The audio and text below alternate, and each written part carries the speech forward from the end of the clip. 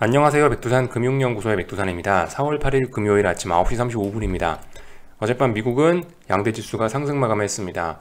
그래서 일단 공식적으로 그리고 기술적인 관점에서 그냥 객관적으로 보이는 대로 말씀드리자면은 급반등이 올라오다 멈췄다가 어젠가 이틀 전인가 중요한 지지선을 붕괴시켰죠. 붕괴시키니까 하락이 시작된 거예요. 하락이 시작됐는데 어젯밤에 양대지수가 상승 마감을 하긴 했으니까 반등이 일시정지 됐다라고 이야기하겠습니다. 하락이 일시정지 됐다라고 이야기를 할게요. 여기서 2, 3거래일 이상 멈추면은 하락이 멈췄다라고 이야기할 거고요. 일단 일시정지 됐다라고 이야기할게요. 일시정지 됐다라는 이야기는 무슨 이야기냐? 추가로 조만간 아래로 더 갈 수 있다. 이런 걸 내포하고 있는 이야기입니다. 그죠? 추가로 아래로 갈 수 있다. 이게 일단 일시정지의 의미예요.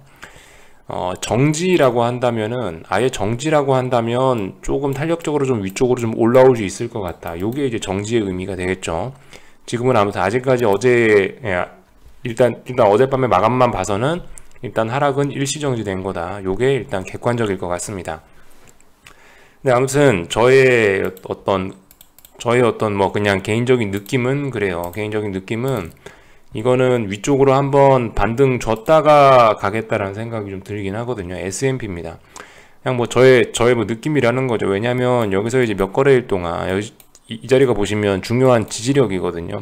중요한 지지선이 있는 이런 자리에 비교적 급하게 내려왔고, 급하게 내려온 자리를 2거래일 동안 지지했고, 또 뭐 그렇기 때문에 어쨌든 위쪽으로 좀 한번 좀 올려치지 않겠냐. 또 그리고 그 말씀드렸다시피 어딘가 중요한 저항 자리를 지금 너무 쉽게 붕괴시켰기 때문에 이 자리에 대한 어떤 테스트가 또 필요할 것이다라는 그런 일단 그런 생각을 갖고 있어서 저는 일단 뭐 일시정지 됐다라고 봅니다만은 일단 제가 일시정지라고 이야기는 했지만 하락 일시정지라고 이야기는 했지만 사실상 이제 위쪽으로 좀 더 올라오려고 시도하지 않겠냐. 저는 일단 이렇게 보고 있어요. 이건 저의 사견입니다. 나스닥 같은 경우도 뭐 물론 그래요. 뭐 물론 이제 어제 하락은 어제 저점이 더 낮아지면서 S&P보다 좀 안 좋은 모습을 보이긴 했지만 어쨌든 얘도 일단 하락을 일시정지 했단 말이죠. 그리고 S&P 같은 경우는 여기 보시면 이 갭이 크게 뚫려 있죠. 이런 갭 같은 건 제 생각에 한번 좀 메우는 과정이 있지 않을까라는 추측을 해보고 있습니다. 그래서 아무튼 일시정지 됐습니다만은 그럼에도 불구하고 전 조금 한 발 더 나가서 개인적인 느낌, 의견은 위쪽으로 조만간 한번 올려치려고 이런 것 같다라는 생각을 하고 있습니다. 그래서 뭐 어젯밤 같은 경우는 뭐 특별히 이슈가 없어갖고 그냥 몇 가지 체크만 하고 넘어갈 건데, 이 변동성 지수 같은 걸 봐도 그런 모습이죠. 어딘가에 저항을 의식하고 있는 모습입니다. 이거 다시 한번 밑에 있는 지지력을 다시 테스트하러 내려올 수도 있을 거라는 생각이 좀 들긴 하거든요. 그렇기 때문에 아무튼 변동성 지수 관점에서 보나 지수의 관점에서 보나 일단 어딘가에서 지수가 하방 경직성 보였고 반등하지 않겠냐라는 게 일단 뭐 저의 생각이긴 합니다. 비록 눈에 보이는 건 일시정지지만 그보다 좀 더한 의미를 갖고 있지 않겠냐라고 일단 그렇게 이야기를 좀 드려봤고요. 다른 것도 그냥 체크합시다. 어쨌든 뭐 주식시장은 지금 그래요. 그러니까 주식시장은 긴축 우려 그런데 모르는 척하고 안 빠지려고 하고 있고, 혹은 빠지더라도 급하게 빠지면서 어떤 하락 에너지를 좀 잘 이렇게 유지시키지를 못하는, 빨리빨리 하락 에너지를 단기적으로 소진시켜버리는 그런 모습들을 보이고 있는데, 그러니까 굉장히 투기적인 시장이라 좀 움직임이 좀 불안합니다. 그죠? 움직임이 좀 정말 뭐 들쑥날쑥해요. 근데 어쨌든 이 달러라든가 채권 쪽 같은 경우는 긴축 관련된 이슈를 아주 철저하게 잘 반영을 시키고 있다라는 거 우리 매일매일 체크하면 될 것 같아요. 굳이 이걸 매일 볼 필요는 없지만 아무튼 달러 인덱스는 잘 가고 있다. 중요한 자리가 여기였는데 2거래일 동안 지지력 만들어내고 위쪽으로 잘 올라가고 있다라는 거, 속도 조절 잘하고 있다라는 생각이 듭니다. 어쨌든 간 달러 인덱스 잘 올라가고 있다. 달러가 이미 여기 박스권 테스트를 끝내고 위쪽으로 방향성을 정했다라는 게, 더군다나 지금 보시면 이 중요한 라인 돌파한짝하고 여기를 지금 3거래일째 지키고 있잖아요. 이렇게 되면은 뭐 물론 다시 뭐 내려왔다 갈지 어쩔지 모르겠지만 일단 하여튼 이 선을 돌파한착했다는 거에 대한 신뢰도는 굉장히 높아지는 거거든요.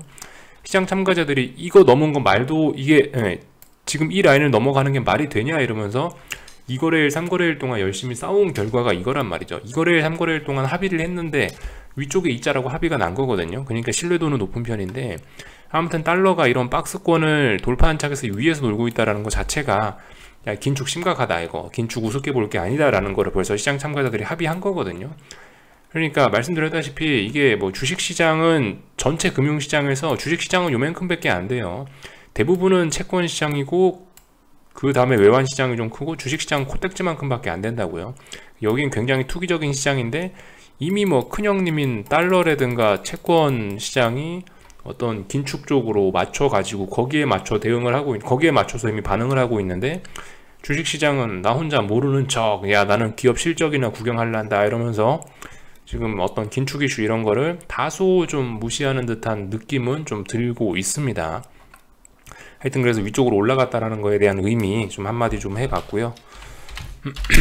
그 금리 같은 경우도 어젯밤에 일단 계속 올라갔죠. 금리 같은 경우도 그래요. 10년물 국채금리 같은 경우도 지금 제가 지난번에 말씀드렸던 어떤 이런 박스권 자리, 그죠? 이런 박스권 자리를 넘어갔어요. 이게 지금 이게 의미하는 게 뭐겠어요? 여기 이 라인을 금리 2.5%, 10년물 국채금리 2.5% 라인을 지금 거의 3거래일째 넘어가 있다는 게 뭔 얘기겠어요? 야, 이거 긴축이다, 위로 올라간다, 이거를 의미하는 거겠거든요. 그러니까 뭐 여러분들 다 아시다시피 일단 그죠? 그 방금 전에 말씀드렸다시피 채권 시장 이런 것들이 긴축이라는 이슈에 민감하게 반응하고 있다라는 거. 얘가 이제 계속 올라가면 어떻게 된다? IT 빅테크에 안 좋다, 나스닥에 안 좋다, 이런 점들을 생각해 보시면 되겠습니다. 그죠? 그래서 아무튼 채권 시장 같은 경우 또 그리고 환율 시장 같은 경우는 어떤 긴축에 관련된 이슈를 그 혼자서 조용히 잘 반영을 하고 있다. 아무런 뭐 딱히 뭐 뉴스 이런 거 없이 잘 반영하고 있다라는 거 볼 수가 있겠습니다. 그래서 아무튼 뭐 오늘 밤을 지켜봐야 되겠죠. 계속 주식시장 같은 경우는 뭔가를 하기 애매한 그런 자리. 오늘 밤에도 안 빠지고 버티면 어쨌든 주식시장은 누가 뭐라고 해도 일단 조금 좀 반등하겠다, 혹은 바로 오늘 밤에 반등할 수도 있고, 저는 일단 뭐 개인적으로 이렇게 좀 보고 있습니다. 미국 주식시장이 그 누구였죠? 하여튼 연준 부의장 그 여자분 있죠. 그분 이야기한 거하고 FOMC 의사록 공개, 이거에 쌍싸대기를 맞아갖고 최근에 좀 주식시장이 급하게 빠진 면이 있고, 이거 급하게 빠진 거에 대한 되돌림을 좀 주지 않겠어 라는 생각을 일단 가지고 보고 있습니다. 그래서 이 정도를 어젯밤 미국 주식시장 살펴봤고요. 재료가 있었습니다. 그죠? 어젯밤 뭐 굳이 따져보자면 시장을 움직인, 시장이 주목한 재료가 있긴 있었어요. 경제지표 발표가 여기 보면 있습니다. 이니셜 잡리스 클레임, 요게 신규 실업수당 전국 건수죠. 근데 예상치가 20만이었는데 16만 나왔으니까 고용시장의 회복이 생각보다 좋다, 고용시장 튼튼하다라는 증거가 어젯밤에 또 나왔습니다. 근데 지금은 이제 이게 지금은 이게 호재가 아니죠. 지금은 이게 악재로 받아들여질 수가 있어요. 왜냐하면 시장이 이제 긴축에 지금 반응을 하고 있는 상황이기 때문에, 저 고용지표가 잘 나와버리면 사람들이 어떻게 생각했어요? 야, 이거 연준의 긴축을 막을 수 있는, 연준의 긴축이 더 빨라질 수 있겠구나, 이렇게 생각할 수 있다는 거죠. 그러니까 고용지표의 지금 저런 호조는 오히려 긴축 우려를 자극시킬 수가 있다라는 거. 실제적으로 이거는 저의 의견이 아니고요, 시장의 반응이 그랬습니다. 그래서 아무튼 뭐 제목에는 뭐 안 써 있는데, 여기 뭐 보시면은 뭐 주간 실업 보험 청구 16만 6천 건, 68년 이후 최저. 그러니까 그만큼 경기 좋다, 뭐 요런 이야기들을 하고 있는 거고, 이 뉴스의 뒤에 보면은 이제 요런 식으로 여기 있죠. 고용 호조에 공격적 긴축 힘실려라는 이야기가 바로 나오지 않습니까? 그죠? 이게 이렇게 지금 고용 지표의 호조가 이게 이제 긴축으로 연결이 된다, 이렇게 지금 보시면 되겠습니다. 이게 뭐 저희 의견이 아니고 공식적으로 사람들이 많은 사람들이 이렇게 생각하고 있다는 거 알고 가시면 좋겠죠.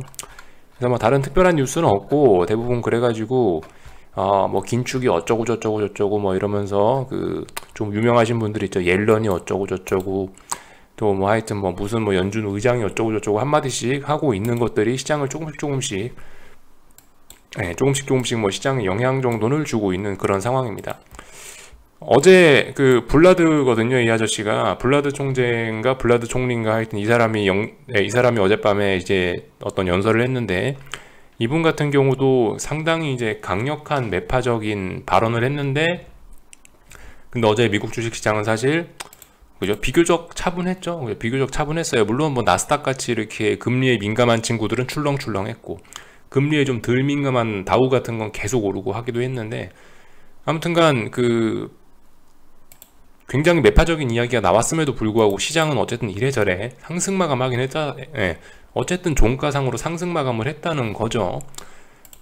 말도 안 되는 게 아니고 자연스러운 일이에요, 이거는. 왜냐, 일단 이분 같은 경우는 매파의 대장이거든요. 그러니까 이 다양한 의견들이 있지 않습니까? 연준 내에서도 굉장히 긴축적인 매파가 있고 비둘기파가 있는데, 지난번에 자꾸 지금 이름이 지금 순간적으로 기억이 안 나는데, 그 여자분 있죠. 며칠 전에 이야기해갖고 시장에 파장을 불러일으켰던 그분이 비둘기 대장이었던 거고, 이 블라드 이 아저씨는 매파의 대장이었던 겁니다. 비둘기 대장이 매파적인 이야기라면 시장에 충격이 나올 수 있는데, 근데 이미 매파 대장이 매파적인 이야기라면 이거는 뭐 누구나 다 기대하던 이야기니까 딱히 뭐 시장에 충격이 없었다라고 일단 판단은 하고 있습니다. 그리고 현실적으로 이제 이분의 이야기는 좀 너무 좀 극단적인 측면도 좀 없진 않아서, 하여튼 뭐 적당히 받아들이면 될 것 같아요. 어쨌든 이분의 이야기를 듣고 우리가 생각을 해야 되는 거는, 연준이 인플레를 심각하게 받아들이고 있다, 이 정도로만 그냥 알고 넘어가면 좋지 않을까 싶습니다. 그래서 만약에 뭐 이분 같은 경우 뭐 금리를 3.5%까지 올려야 된다라고 하고 있는데, 이렇게 되면은 이제 한국 기준금리는 과연 얼마가 돼야 될까, 우리 이런 점도 한번 생각해 보면 좋을 것 같습니다. 아무튼 뭐 미국의 힘이 빠졌네 어쩌네 저쩌네 해도 누가 뭐래도 미국은 어떤 기축통화국이죠. 그러니까 얘네의 금리 수준이 전 세계에 영향을 안 미칠 수가 없어요. 뭐 요즘 뭐 중국이 모르는 척 하고 있고, 뭐 중국 같은 경우 계속 완화적으로 나오고 있고 한데, 이게 말이 안 되는 겁니다, 사실. 미국이 금리 계속 올리면은 결과적으로 다 달러 강세 나오면서 미국으로 다 돈이 빨려 들어가겠죠. 누가 뭐라고 해도 미국의 기준금리는 중요하고, 그래서 하여튼 뭐 3.5%가 돼야 된다라고 하는데, 어쨌든 이것도 어쨌든 이 사람의 극단적인 의견일 수 있으니까 그냥 참고만 하고 일단 넘어가자, 요런 이야기 정도 드리고 싶습니다. 그리고 뭐 미국 경기가 튼튼하다 뭐 요런 이야기들을 하고 있고, 침체 위기는 없다라고 하고 있는데, 여기 있죠. 어디 갔더라? 네. 경기 확장세가 지속될 것이라는 것도 강조했다, 이런 이야기들을 하고 있긴 한데요.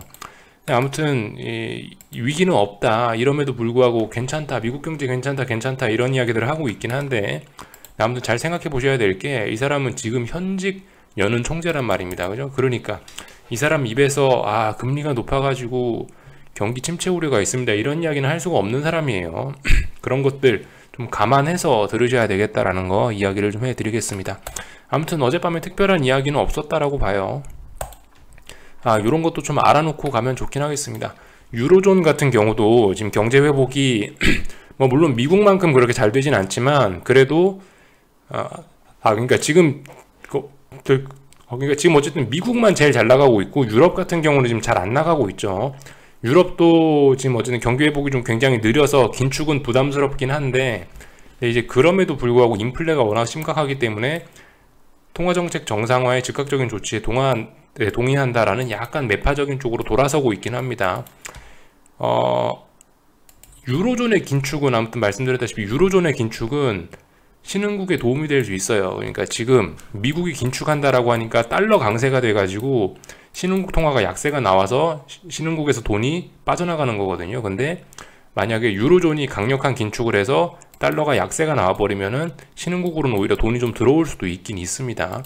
근데 아무튼 지금 유로존이 조금 긴축한다라고 조금 긴축적으로 한 발 더 내딛긴 하고 있는데, 근데 미국의 긴축 속도가 거의 뭐 시속 100km 정도 되고, 유럽 같은 경우는 지금 해봐야 뭐 20-30km 밖에 안 되는 것 같아요. 그렇기 때문에 이거 뭐 속도가 비교가 안 되죠. 달러 강세는 이거 어쩔 수가 없다, 필연적이다라고 보고 있습니다. 뭐 피할 수 없는 거죠, 달러 강세는요. 그래서 일단 이 정도로 이야기를 드리면 될 것 같아요. 어젯밤에 이런 일들이 있었고, 요게 참 사실 저는 제일 중요하다라고 생각을 합니다.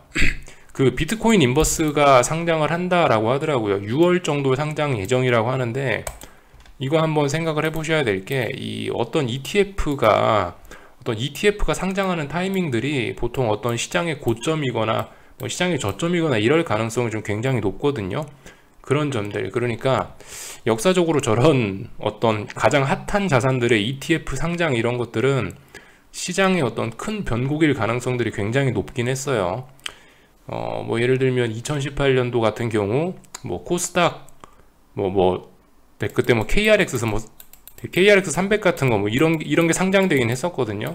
근데 이런 거 상장되자마자 이 지수가 계속 꼬라박았던 기억, 뭐 이런 것들이 저는 낙인다는데, 어쨌든 이런 사례들이 좀 굉장히 좀 많긴 합니다.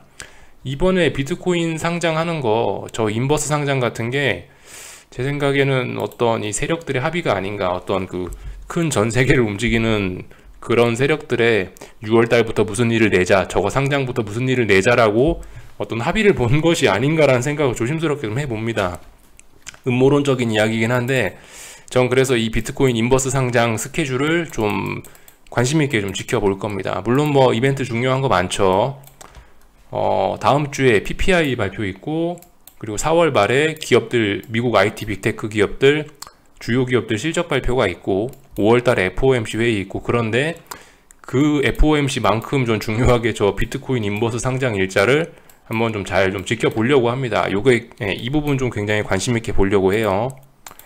그래서 이 비트코인 같은 경우 어젯밤에 살짝 보여드리긴 했는데, 비트코인이 언제였냐면은 비트코인 ETF가 상장된 게 요때쯤이었어요. 요때쯤. 비트코인이거든요. 신기하지 않습니까? 비트코인 ETF가 상장되자마자부터 계속 하락 추세로 빠졌어요. 빠지다가 이제 또 조금 반등 올라오고 있거든요. 6월 달쯤에 인버스가 상장이 된대요. 하여튼 어떻게 되려나 한번 잘 지켜보자고요. 네. 이때 ETF가 상장됐었다. 그 뒤로 성과가 좋지 않았었다. ETF 상장에서 개인들 돈이 확 유입되고 나서, 기관 투자자들 뭐 이런 돈들이 확 유입되고 나서 오히려 비트코인 시장이 안 좋아졌다라는 거, 우리가 한번 이런 것도 교훈적으로 생각해 볼 필요가 있을 겁니다. 그래서 이런 점들, 하여튼 저는 이게 어젯밤에 사실 가장 중요한 뉴스라고 개인적으로 생각을 하고 있어요. 뭐 긴축이고 뭐고, 물론 당연히 긴축도 중요한데 이게 어떤 우리한테 주는 힌트가 아닐까라고 개인적으로 좀 무겁게 생각을 하고 있습니다. 그래서 일단 이 정도까지 살펴봤고요.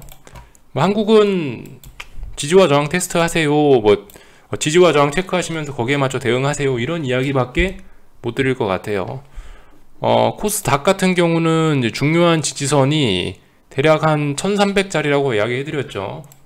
1300 붕괴시키면 이제 아래쪽으로 무게중심이 쏠리는 거고, 코스피 같은 경우는 이미 아래쪽으로 무게중심이 쏠린 거고, 반등시 매도 전략, 뭐 요런 이야기 정도 이외에는 딱히 뭐 드릴 게 없네요. 예, 딱히 뭐 드릴 이야기가 없습니다. 원달러 환율 같은 것도 뭐 그럭저럭 계속 우상향해서 잘 가고 있고, 위쪽으로 매물 소화 차분히 하고 있는 것 같고, 아래쪽으로 하방 경직성 테스트는 끝난 것 같고, 뭐 하여튼 한국 증시는 죄송한데 제가 뭐 딱히 지금 뭐 어떤 중요한 자리 뭐 그런 것도 아니고 해서 딱히 뭐 드릴 이야기가 없는 것 같습니다. 말씀드렸다시피 이 차분할 때, 시장이 조용조용하게 움직일 때 혼자 한 숟가락씩 계속 얹어나가고 움직여야지, 지금은 이제 또다시 시장이 살짝 변동성을 주기 시작했죠. 변동성이 이렇게 살짝 확대된 이후에는 이제 여러분들이 잘못 대응하면 심리적으로 굉장히 힘들고, 또 어쨌든 그저 대응 난이도도 올라가고 그럴 수 있기 때문에, 저는 하여튼 웬만하면 이렇게 좀 답답한 구간에서 움직이셨으면 좋겠긴 한데, 지금은 어쨌든 일단 답답한 구간은 벗어나고 조금 좀 활발하게 움직이는 구간으로 들어갔으니까, 아무튼 지금 드릴 수 있는 이야기는 뭐 아무것도 하지 말고 수익이나 누적시켜보자, 이 정도 이야기를 좀 드리고 싶습니다. 여기까지 할게요. 궁금한 거 리플 남겨주시고 오늘 저녁에 또 뵙도록 하겠습니다. 여기서 마치겠습니다.